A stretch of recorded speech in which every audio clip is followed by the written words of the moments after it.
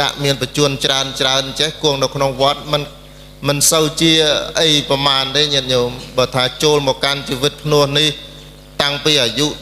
11ឆ្នាំ12 13ឆ្នាំតូចយ៉ាងដោយអាត្មាអញ្ចេះអីមកដល់ហ្នឹងកំសត់ហើយបើគ្មានគ្រូអាចារ្យនឹងណែនាំនឹងអោបកសោបអប់រំព្រៀនបដៅទេការរស់នៅក្នុងវត្តនឹងដូចគុកឥតជញ្ជាំងអញ្ចឹង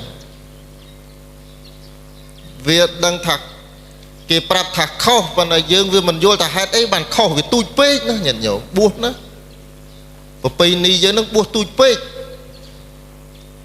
ដល់អញ្ចឹងទៅនឹងគឺទាមទារឲ្យលោកគ្រូចៅតកានឹងត្រូវប្រកបដោយធម៌មានការយល់ដឹងអំពីធម្មៈអំពីវិន័យហើយនឹងសេចក្តីសន្តោសចំពោះភិក្ខុសាមណេរក្រោមអាវាតបើមិនចឹងកំសត់ណាញាតិញោមមនុស្សលោក100 200ក្មេង50 មនុស្ស300នាក់ដូចប្រទីទាហានមួយធំអញ្ចឹងញាតិញោមអញ្ចឹងមលុបគឺគ្រូនេះគឺសំខាន់ណាស់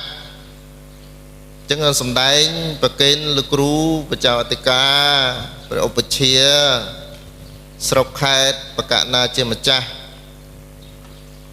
សូមព្រះអង្គមេត្តាយកចិត្តទុកដាក់បន្ថែមទៀតបកូនណាអង្គណាបានបំពេញហើយសូមបន្តបន្ថែមទៀតណាបើមិនចឹងទេវត្តអារាមហ្នឹងដូចគុកចឹងញាតិញោមមិនបានថាអញ្ចឹង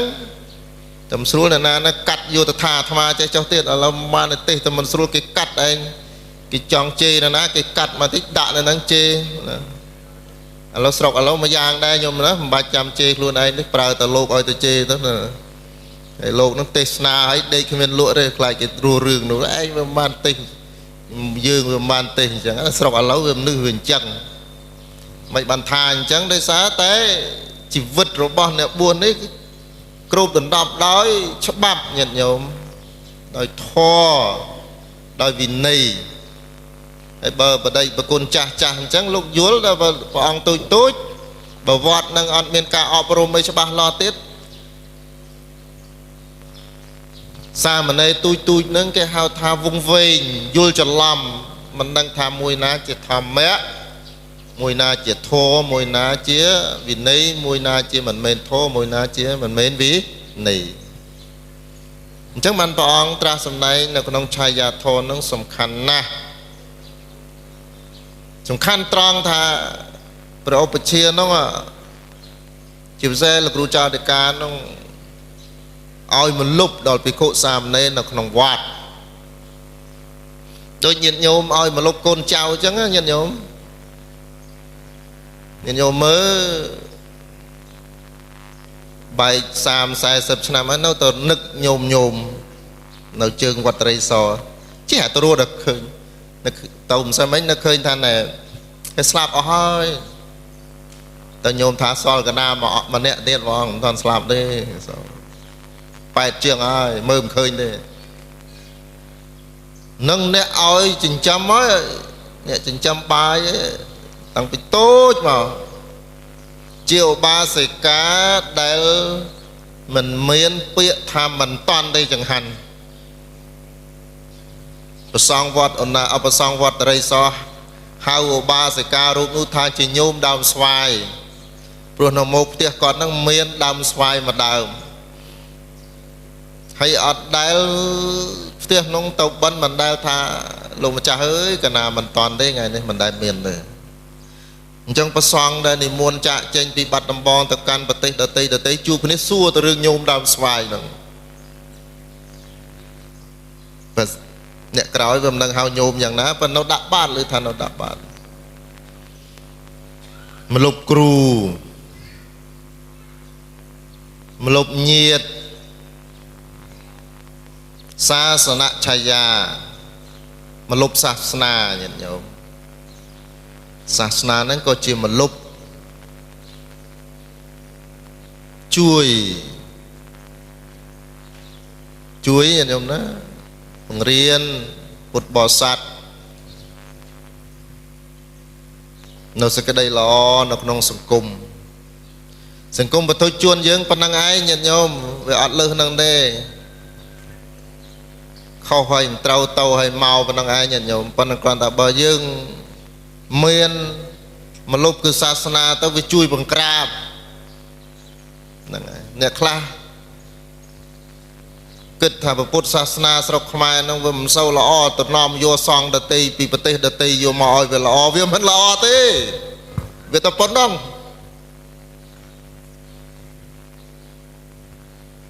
ពុទ្ធសាសនាស្រុកខ្មែរឥឡូវហ្នឹងអ្នកខ្លះគេយល់ថាអ្នកបួសស្រុកខ្មែរហ្នឹងវាអត់សិលបរិសុទ្ធទេទៅនាំយកប្រសងបរទេសមកសំបីតែកឋិននៅស្រុកខ្មែរនៅវត្តជនបទមួយក៏ទៅមុនប្រសងបរទេសយកមកទេសនាមិនចេះខ្មាស់គេអ្នកប្រាជ្ញអ្នកចេះដឹងពេញប្រទេសមិនលើកដំកើងទៅឲ្យតម្លៃអ្នកដទៃអ្នកប្រសងខ្មែរណាបកូនណាត្រូវច្បាស់ចំណុចហ្នឹង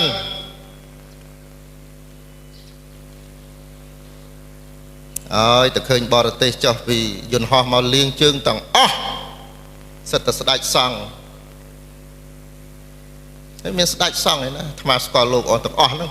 ស្រុកអាស៊ីអាគ្នេយ៍អ្នកធំហ្នឹងប្រហែលស្គាល់ទាំងអស់អ្នកធំ4-10អង្គហ្នឹងចឹងសាសនានោះវាផ្សារភ្ជាប់ជាមួយនឹងប្រពៃណីនិងជាតិនិយមរបស់ខ្មែរហើយប្រសង់នេះមានតួនាទីដើម្បីនឹងផ្សារភ្ជាប់នេះយកព្រះពុទ្ធសាសនាដែលព្រះអង្គត្រាស់សម្ដែងជាទស្សនវិជ្ជាក្តីជាការអប់រំកូនចៅក្តីក្នុងសង្គមក្តីក្នុងនយោបាយក្តីសេដ្ឋកិច្ចក្តីនឹងយកទៅបង្រៀនពុទ្ធបរិស័ទយកទៅអនុវត្តចំពោះពុទ្ធបរិស័ទចំពោះព្រះសង្ឃនៅក្នុងសង្គមនេះទើបស្រុកយើងបានល្អញ៉ឹងញាតិញោមមិនគ្រាន់តែបនកឋិនមួយនាំនារីទិញសម្បត្តិយន្តហោះទៅនិមន្តលោកពីភូមិពីសរីលង្កាស្រុកបាត់ដំបងហ្នឹងពីដើមនោះស្អីក៏ថៃដែរកៅជាងឈប់ទៅស្រឡាញ់ទឹកដីស្រឡាញ់ជាតិខ្លួនឯង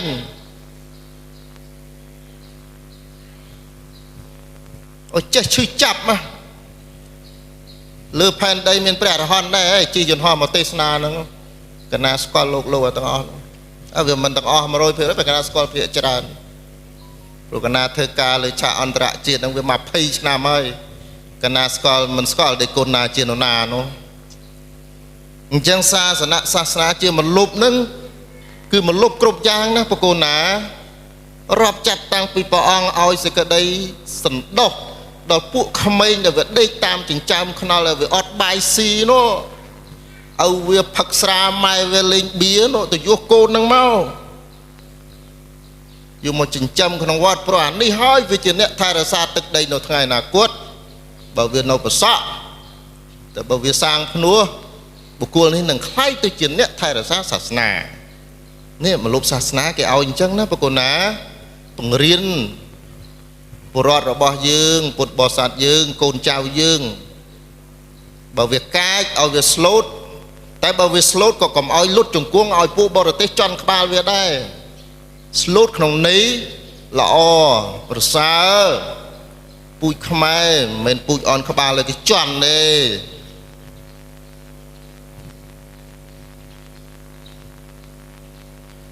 ជាតិយើង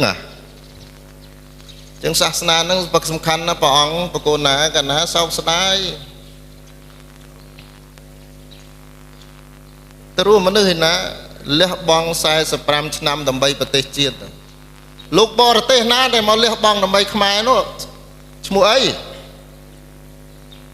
និយាយចឹងត្រូវព្រះអង្គប្រកាន់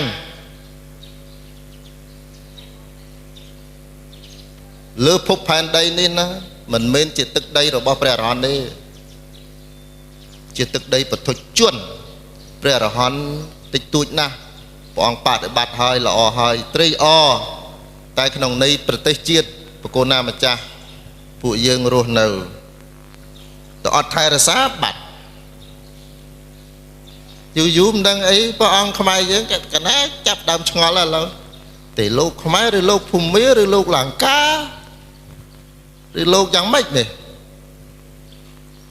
ប្រពៃណីដូនតាសម្ដេចព្រះសង្ឃរាជជួនណាលះបង់ប្រធារៈសម័យនោះខំ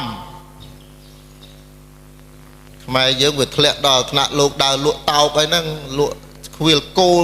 លេងខ្លែងអីហ្នឹងវាសូន្យ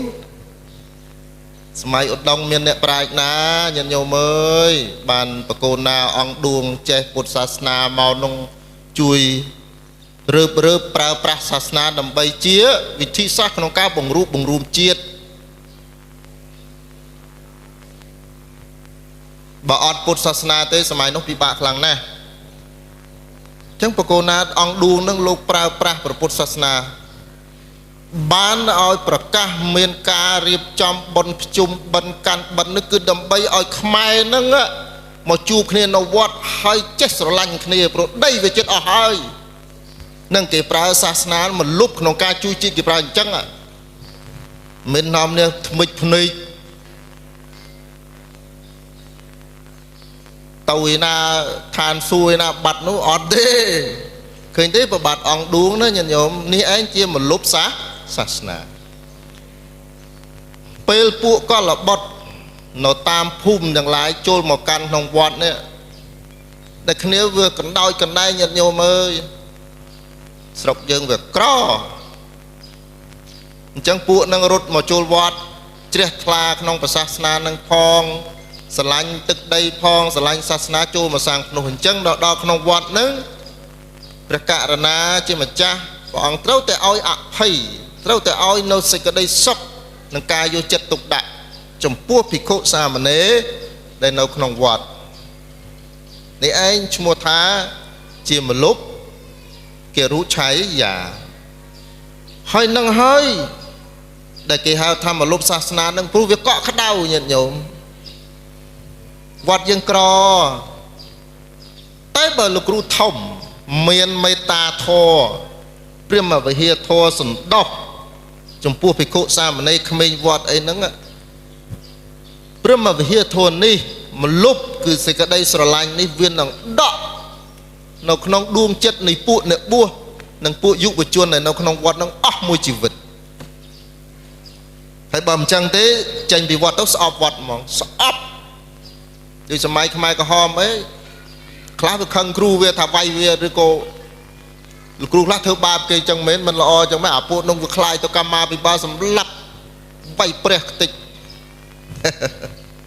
ហ្នឹងមនុស្សញាតិញោមហ្នឹងហើយមិនល្អដូចយើងស្ដាប់គេទេសនាអំពីតាវតឹងទេមនុស្សលោកអញ្ចឹងហើយឥឡូវនេះតាំងពីសង្គ្រាមលោកលើកទី7មករាល់ថ្ងៃនេះពិភពលោកនេះគឺស្ថិតនៅក្នុងស្ថានភាពដ៏អាក្រក់បំផុតគ្មានអ្នកណាស្ដាប់អ្នកណាទេញាតិញោមអញ្ចឹងជនជាតិខ្មែរទាំងអស់លោកត្រូវជ្រាបណាមានរឿងអីគ្មានអ្នកណាជួយយើងទេមានតែញាតិញោមហ្នឹងទាំងអស់គ្នាហ្នឹងប្រសងហ្នឹងកុំទៅសង្ឃឹមឯណារឿងមួយបកូនណាម្ចាស់កាលណារឿងចិត្តតែដេកគិតប្រហែលខែហ្នឹងសង្កេតមើល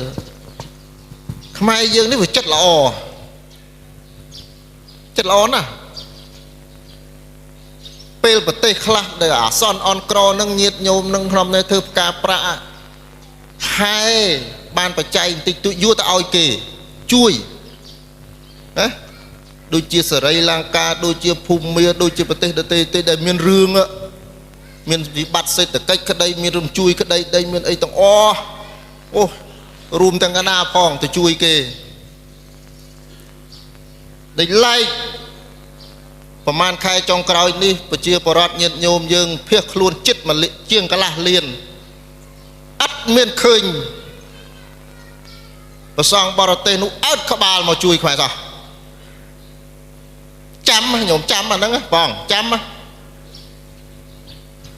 កណ្ដាទេសមកឲ្យខឹងឯងប៉ុន្តែរឿងពិតកុំខឹងតាមកណ្ដា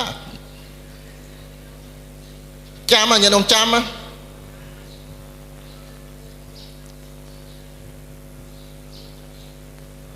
ចឹងបានកណាមិនបញ្ចេញឈ្មោះកណាផ្ញើសារទៅសម្ដេចព្រះសង្ឃរាជ3 4 កណាថាសម្ដេចព្រះអង្គចាស់មេត្តាបើកពិនិត្យមើលផងស្រុកខ្មែរស្រុកថៃពួកកាប់សម្លាប់គ្នាសម្បំមានធរណាជួយទេសនាអីទេកុំស្ងាត់អញ្ចឹងព្រោះព្រះអង្គបរៀនកណាហ្នឹងវាយូរឆ្នាំហើយនៅលើឆាកអន្តរជាតិថាឲ្យធ្វើល្អឲ្យជួយញោមយើងឥឡូវញោមកណាពងមានរឿងជួយផងស្ងាត់ជ្រាប What is the point that you preached in the conference about peace while the war is being waged against each other between Cambodia and Thailand and all the Sangharajas in Southeast Asia and the rest of the world are complete silent on the matter? What's wrong with that? What is wrong with the Buddhism, with the Buddhist leader across the globe? What's wrong with that? Why you are silent? Why? នឹងណាបកូនណាលឺឲ្យកណានិយាយចឹងលឺឲ្យលឺចុះ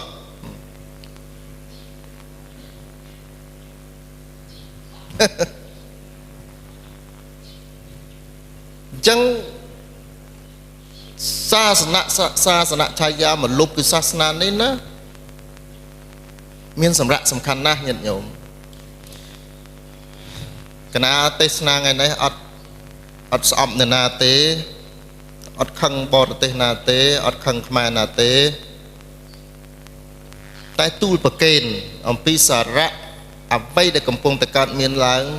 នៅក្នុងទឹកដីរបស់យើងនិងពិភពលោកជាពិសេសនៅក្នុងវិស័យសាសនាស្រឡាញ់ជាតិខ្លួនជាប្រសង់លោកចាស់មើលលោកអោមានអ្នកប្រាជ្ញណាអ្នកស្រុកបានបងដឹងហើយលោកអោមិនអ្នកប្រាជ្ញទេមិនអ្នកប្រាជ្ញទេតែព្រះអង្គបានសុគតដោយស្ងប់ស្ងាត់បំផុតនៅក្នុងចំណោមបរិស័ទខ្មែររាប់សែននាក់ប្រហែលជាមិនតាន់បានទទួលការលៀងជើងពីបរិស័ទណាម្នាក់ទេនៅទឹកដីបាត់ដំបងនេះក្រោយពីការលះបង់ពេញមួយបញ្ជនដើម្បីបរិស័ទនិងពុទ្ធសាសនានៅទឹកដីបាត់ដំបងស្រឡាញ់ជនជាតិយើងលោកឪពុកអ្នកម្ដាយស្រឡាញ់បរទេសមិនល្អចំពោះយើងដូចយើងល្អគ្នាយើងទេចាំណាញោមណាប្រសង់ដែលជិះយន្តហោះមកនឹងមិនមែនព្រះអរហន្តទេគ្មានទេដូចអាត្មានោះប្រសង់អង្គខ្លះមិត្តភ័ក្តិអាត្មាធ្វើការនៅលើឆាកអន្តរជាតិទេដល់គេមកដល់កម្ពុជាខ្លាយទៅជាប្រអិនប្រព្រំមកផ្លេតនោះអញ្ចឹងកណាពិត្រដីកាថាសាសនៈឆាយាគឺមលុបគឺសាសនានេះលោកចាស់ត្រូវប្រើឲ្យអស់ដើម្បីនឹងអោបកសោបបង្រៀនកូនចៅយើងប្រសង់អីពុទ្ធបរិស័ទដើម្បីបានជាប្រយោជន៍តែញោមយើងសាមគ្គីមានសាមគ្គីនៅក្នុងសង្គមនៅក្នុងសាសនាវាល្អសម្រាប់ស្រុកយើងឥឡូវវា45ឆ្នាំហើយបើចំណន់ញាតិញោមចាស់ចំណន់ហ្នឹងអស់ទៀតវាកាន់តែអស់ហើយអញ្ចឹងមលុបគឺសាសនានេះគឺល្អណាស់ហើយរបស់ដែលចងចាំផុតណាស់ញាតិញោមក្នុងជីវិតគឺជារបស់ដែលប្រកបដោយមេត្តាធម៌ដ៏បរិសុទ្ធមិនមាសប៉ិនភ្នំទេមិនត្បូងប្រប៉ិនបាតលោកទេគឺចិត្តមេត្តានេះស្រឡាញ់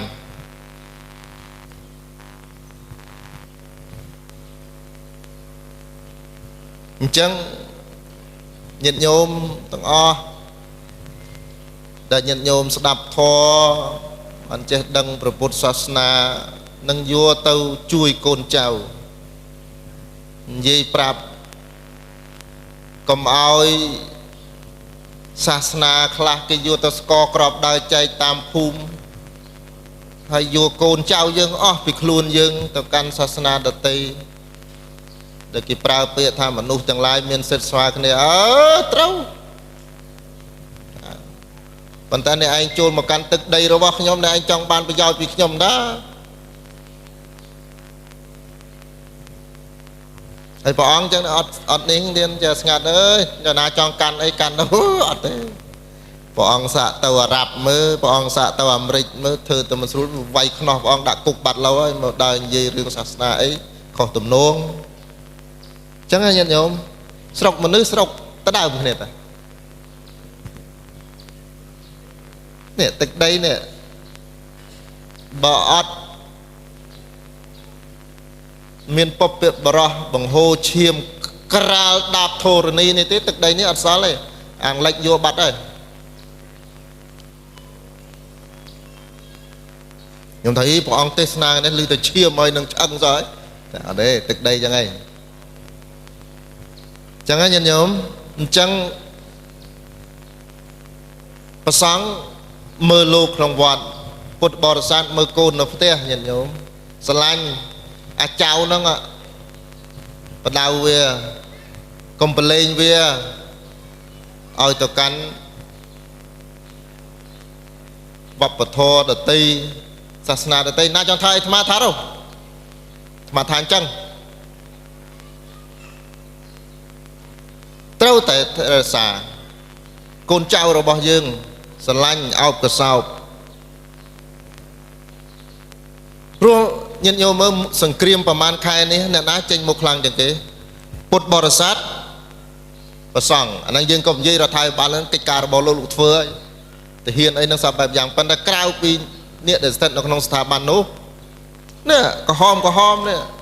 បញ្ញាមនីញៀនវិសុវិជាបដិប្រគុណខឹមបូអ្នកណាព្រះអនុគួនអីទាំងអស់ហ្នឹងឃើញទេលីកលីអីទៅឲ្យនេះឯងគេហៅមេត្តាធម៌ហើយមានប្រសងអង្គខ្លះឆ្លៀតថាទៀតថាធ្វើចឹងខុសវិន័យ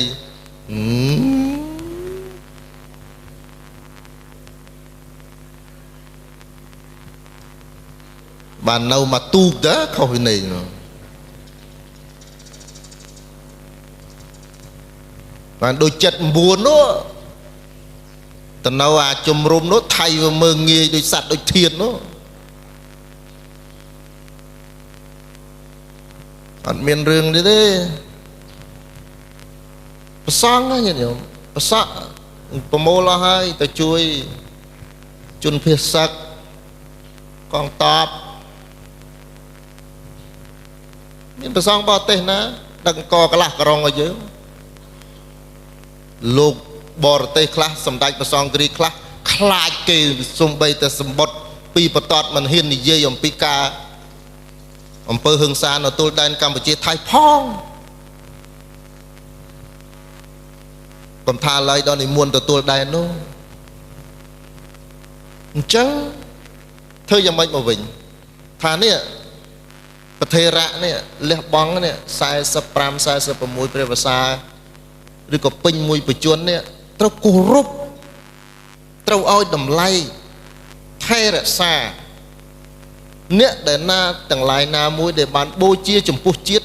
ត្រូវតែលើកតម្កើងអញ្ចឹងញាតិញោមកុំភ្លេចគ្នាយើងលើកតម្កើងបរទេសតែអញ្ចឹងឲ្យស្អប់បរទេសថាអត់ស្អប់ទេមិត្តតែអ្នកដែលរួមឈាមរួមភូមិមាតុភូមិជាមួយខ្ញុំគឺជនជាតិខ្ញុំមិនអ្នកទេហើយខ្ញុំក៏ដឹងថាអ្នកមិនដែលចាត់ទុកខ្ញុំជាមនុស្សដែលមានការលះបង់ដូចអ្នកស្រឡាញ់ជនជាតិអ្នកដែរអញ្ចឹងចម្រើនពរមកវិញថាប្រធេរៈចាស់ញាតិញោមណាដែលជាអ្នកលះបង់ដើម្បីសង្គមជាតិត្រូវតែលើកតម្កើងកុំបំភ្លេចលោកបាត់ដូនតាលេងដល់អត់លើកតម្កើងធ្វើម៉េចញោមធ្វើម៉េចដល់ញាតិញោមដូចព្រះអង្គដែលបួសអីឃើញល្អលះបង់45 46ភាសាហើយដល់សគត់ទៅអត់មានណាឲ្យតម្លៃបួសទេសឹកហើយជិល tao ơi tụi đó nào có tao đây proj ở linh bạt vót bát phia ọt miền na nè chẳng nhận nhóm bọc bẹ bò ra na nhận nhóm na bọc bạc cà ray kêu à cha ní chia bọc bạc cà ray cứ chuyện nè để ban phơi nấu sực đây là ó hơi hay cả tạ nhu cả tạ về ti bục cuốn cứ sạch chẳng bà sân chỉ bật đây bật côn bắn lẹ bong pin môi chỉ vứtពួកយើងដែលជាបរិស័ទហ្នឹងដែលជាសិស្សគួនហ្នឹងត្រូវតែឲ្យតម្លៃនឹងគោរពកោតក្រែងលើកកម្ពស់រលឹកលោកដែលបានលះបង់នៅអ្វីៗគ្រប់យ៉ាងដើម្បីសង្គមគុំជាតិសូមអនុមោទនា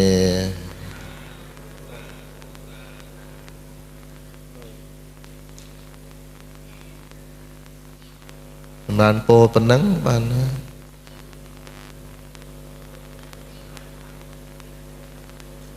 ដោយសារស្រុកកំណើតទេបានទេសរៀងខ្លាំងតិចនោះបើស្រុកគេមិនហ៊ានទេនៅភ្នំពេញមិនហ៊ានទេសខ្លាំងទេនៅស្ទឹងបាត់បងទេសខ្លាំងដោយសារស្រុកខ្លួនឯងថារឿងមិនបានស្គាល់កន្លែងរត់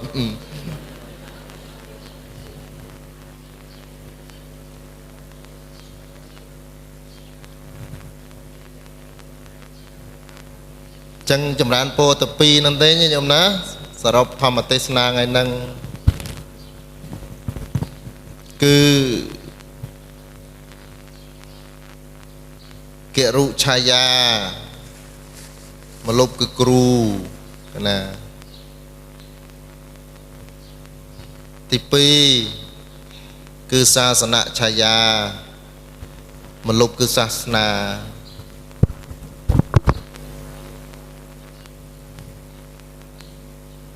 ក្នុងឋានៈយើងជាសិស្សគុណនៃព្រះមេគុណ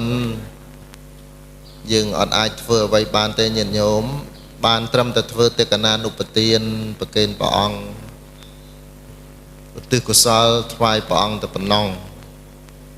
អានឹងជាកិច្ចចុងក្រោយហើយជាកិច្ចចុងក្រោយដែលញាតិញោមពុទ្ធបរិស័ទអាចធ្វើបានអញ្ចឹងញាតិញោមតាំងចិត្តថ្ងៃហ្នឹងជូនដំណើរបដិប្រគុណព្រះមេគុណឧទ្ទិសកុសលញាតិញោមណាដឹងគុណព្រះអង្គណាដែលបានលះបង់ចំពោះជាតិចំពោះសាសនាត្បិតតែព្រះអង្គមិនជាអ្នកប្រាជ្ញមិនជាអ្នកនិយាយមិនជាអ្នកអីច្រើនយ៉ាងណាក្តីក៏ព្រះអង្គបានលះបង់ហើយដើម្បីសាសនាពេញមួយបច្ចុប្បន្នអញ្ចឹងការលះបង់នេះជាការលះបង់មួយដែលមានតម្លៃមហាសាលមិនអាចកាត់ថ្លៃបាននេះជាការលះបង់ដ៏កម្រដែលជួនដតីនៅក្នុងសង្គមពិបាកនឹងធ្វើអញ្ចឹងថ្វាយកុសលទាំងអស់គ្នាញាតិញោមឧទ្ទិសកុសលជូនចំពោះបដិសន្ធិវិញ្ញាណរបស់ព្រះមេគុណសូមឲ្យព្រះអង្គទៅបានសោយសុខក្នុងសុគតិភពបែរក្រោយឲ្យពោសពសាធុការទាំងអស់ដល់ញាតិញោមបរិស័ទសូមប្រគេនពរបករណាគ្រប់ព្រះអង្គ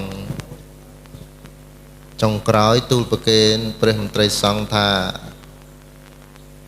ព្រះសង្ឃចាស់នៅខេត្តបាត់ដំបងនៅសល់តែមួយព្រះអង្គទៀតទេអស់ហើយអញ្ចឹងភារៈទាំងឡាយនឹងធ្លាក់មកដល់ពួកយើងតែជាសិស្សគុណចំនួនក្រោយនេះដើម្បីនឹងថែរក្សាសាសនា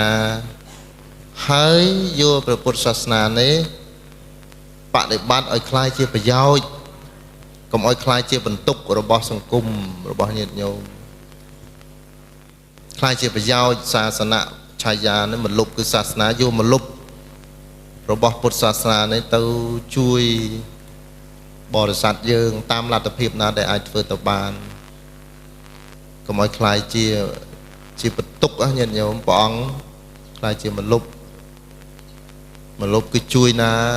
ចំណុចណាអ្វីដែលអាចជួយបានហ្នឹងយើងជួយតាមលទ្ធភាពដែលអាចធ្វើទៅបាន គឺមានតែនៅពេលដែលព្រះពុទ្ធសាសនាបានคล้ายទៅជាប្រយោជន៍របស់សង្គមទេ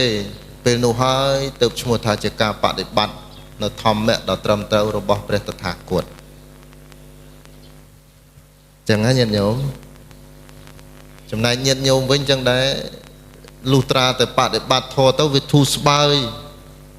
ទើបការបដិបត្តិនឹងជាការបដិបត្តិដ៏ត្រឹមត្រូវទៅតាមបដិបទារបស់ព្រះតថាគតបើបដិបត្តិធម៌ទៅវាចេះតែតឹងទ្រូងអានឹងបដិបត្តិមិនតាន់ត្រូវទេញោមធម៌នេះអត់មានតែបដិបត្តិឲ្យតឹងញោមខ្លះតឹងអូយតឹងតែមុនកាន់សិលដូចមិនសូវតឹងតែតាំងពីកាន់សិលមកតឹងឲ្យរកកន្លែងចេញចង់ឃើញនេះខុសនេះខុសនេះខុសទាំងអស់ដើមមកខ្នល់ខុសទាំងអស់ចូលផ្ទះខុសផ្ទះចូលវត្តខុសវត្តទៅណាក៏ខុសយីចាំមិនចេះរៀនធម៌យូរខុសគ្រប់តែកន្លែងអញ្ចឹងអត់មានអ្នកត្រូវមួយអញ្ចឹងត្រូវតែឯងសោះហើយអាហ្នឹងខុសហើយអ្នកដែលខុសហ្នឹងហើយនេះណាចុះព្រះអង្គលោកថាម៉េចលោកថាការបដិបត្តិធម៌នាំមកនៅសេចក្តីសុខតែដល់យើងបដិបត្តិធម៌នាំមកនៅសេចក្តីទុក្ខនេះសួរមកខ្ញុំស្វាក់សួរខ្លួនឯងមើលចុះអញកាន់សិលមិនបានតឹងម៉េចខឹងហើយកាលណាតែយើងបដិបត្តិធម៌ទៅឃើញតអ្នកដតីនឹងខុសមិនត្រូវសោះអានឹងញោមបដិបត្តិមិនតាន់ត្រូវទេមានន័យថាអត់បានអានិសង្ឃផលដែលកើតអំពីការបដិបត្តិធម៌ហ្នឹងអត់បានវាតឹងទ្រូងហ្នឹងញោមណាញោមខ្លះកាលអត់តាន់កាន់សិលស្លូតទៅតាំងពីចេះអភិធម្មចេះនិយាយចិត្តចិត្តសឹករូបនៅពៀនតិចមកយពីកាចដូចស្អីចូលល្មិចអូប៉ះមិនបានទេដូចស្អីចូលមិនណាយីចុះរៀនធម៌ដល់អញ្ចឹងមិនទៅញោមណាអាត្មាចិត្តតែអង្គុយឆ្ងល់ណាទាំងព្រះអង្គក៏ចឹងដែរព្រះអង្គណាចិត្តចិត្តសឹកបានប្រមាណក្រេមកយីពីដូចកាចយកគ្នាអត់ទេធម្មៈនេះកាលណារៀនទៅកាន់តែច្រើនទៅមាននេះហ្នឹងកាន់តែធ្លាក់ចុះមកណាហើយកាន់តែស្លូតញោមចិត្តដែលវាធ្លាប់ដេរដ្ឋីវាស្អាតដែលវាប្រឡាក់ដោយទោសៈប្រឡាក់ដោយមោហៈលោភៈហ្នឹងវាថមថយស្លូតអនុញ្ញាតឲ្យជនដទៃចូលទៅចិត្តបុគ្គលនោះដោយមេត្តាធម៌ញាតិញោមមើលព្រះសម្មាសម្ពុទ្ធជាព្រះអរហន្តហើយសូម្បីតែបុគ្គលដែលសុំទានណាក៏ចូលទៅចិត្តព្រះអង្គបានដែរអញ្ចឹងមានន័យថាចិត្តដែលអប់រំដែលឥឡូវយើងកុំនិយាយដល់បតីដល់ពុទ្ធវិស័យថាខ្ពស់ពេកនិយាយត្រឹមតែធម្មតាបុគ្គលណាមួយដែលមានមេត្តាធម៌ពិតប្រាកដនៅក្នុងចិត្តណាអ្នកដទៃចូលទៅចិត្តដោយក្តីស្រឡាញ់ដោយតិចញាតិញោមណាបុរាណលោកថាធម៌ពិតធម៌មែនហើយយើងចេះតែនិទានយករឿងដំណើររបស់ព្រះអរហន្តនៅក្នុងគម្ពីរដីកាយកមកពន្យល់យើងស្ដាប់ទៅពីរោះដល់ហើយប៉ុន្តែអ្នកទេសនាអ្នកបង្រៀនធម៌នោះចាំមើលតែចប់ធម្មទេសនាថាដូចជាកាចដាក់គេប្រកាន់មមជាការប្រកាន់មួយដល់ឥតសុខុមហើយម្ចាស់ខ្លួននឹងមើលមិនឃើញហ្នឹងហើយរហូតដល់អ្នកខ្លះប្រកាន់តាំងពីទឹកសុទ្ធឡើងកាលមិនតាន់ធ្វើគ្រូធម៌ឆាន់អីក៏បានឡើងគ្រូធម៌អត់ឆាន់ទេអត់អេវយ៉ងអត់ឆាន់ទេហ្នឹងអូរៀនធម៌យូរចាញ់ទាំងទឹកសុទ្ធផងចឹងខ្ជិលរៀនណាធ្វើតកែទឹកសុទ្ធល្អជាងឃើញទេនេះជាការបដិបត្តិជាការបដិបត្តិនៅក្នុងជីវិតប្រចាំថ្ងៃយ៉ាងពិតប្រាកដញាតិញោមហើយមនុស្សយើងចប់ចម្ពាក់តែរឿងអញ្ចឹងតិចហ្នឹងអញ្ចឹងចម្រើនពរមកវិញថាបើសិនជាការបដិបត្តិធម៌របស់អស់លោកសប្បុរសទៅវាធូរស្បើយវាល្អការបដិបត្តិហ្នឹងត្រូវហើយញោមណាតែបើបដិបត្តិទៅវាធ្វើឲ្យទុកទោមនិញអត់ឈប់អត់ឈរញសូមពុទ្ធបរិស័ទចូលទៅរੂប្រធេរៈឬក៏អ្នកប្រាជ្ញណាសួរលោកសួរឲ្យត្រង់ថាខ្ញុំព្រះអង្គ បដិបត្តិធម៌ទៅដូចជាអត់ល្អសោះព្រះអង្គបានសុខទៅបានទៅរឿងអីជួបលោកអ្នកប្រាជ្ញណាញាតិញោមអង្គណាដែលលោកជាអ្នកចេះដឹងជួយពន្យល់នឹងជួយដោះនៅវាទៈដោះវាទៈញាតិញោមដោះការយល់ឃើញទិដ្ឋិនឹងរៀនទៅមិនស្រួលវាប្រែคลายឲ្យទៅជាខុសអញ្ចឹងដោះទិដ្ឋិនឹងចេញយល់ខុសហើយតែខុសហើយញាតិញោមណា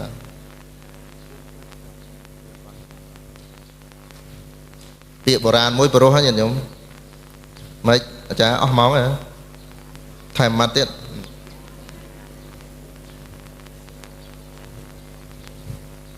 ញាតិញោមពាក្យបុរាណមួយអាត្មាលើកបុរាណអប់រំបែបប្រពៃណីខ្មែរយើងលោកថាខ្លាកាន់សិលពាក្យនេះព្រោះញាតិញោមខ្លាកាន់សិលមានន័យថាចិត្តនឹងអត់បានអប់រំល្អសោះតែជាអ្នកសិក្សាធម៌ជាអ្នកកាន់សិលតែចិត្តនឹងវាអត់បានរំងាប់ទេចិត្តនឹងវានៅតែជាខ្លាវានៅតែកាយតែកាន់សិលអូខ្លាកាន់សិលនេះមិនបានទេបើខ្លាអត់កាន់សិលអត់សូវគ្រោះថ្នាក់ទេតែខ្លាកាន់សិលគ្រោះថ្នាក់ព្រោះអ្នកទាំងឡាយគេយល់ថាអ្នកកាន់សិលតាមពិតចិត្តនឹងវាខ្លាលោកប្រៀបចិត្តទេលោកមិនប្រៀបអីទេលោកប្រៀបចិត្តថាចិត្តនឹងវាកាចវាតូមនោះវាខ្លាំងវាបានអត់បានអប់រំព្រះលោកអនបុរាណខ្មែរប្រៀបចិត្តនោះថាជាខ្លាអញ្ចឹងគ្មានណាដឹងជាងញោមទេអញ្ចឹងចម្រើនពរប៉ុណ្ណឹងថាបើសិនជាការរស់នៅក្នុងជីវិតប្រចាំថ្ងៃនឹងបានសុខហើយតាំងពីបដិបត្តិធម៌នឹងហើយនឹងត្រូវហើយញាតិញោមណាហ្នឹងហើយ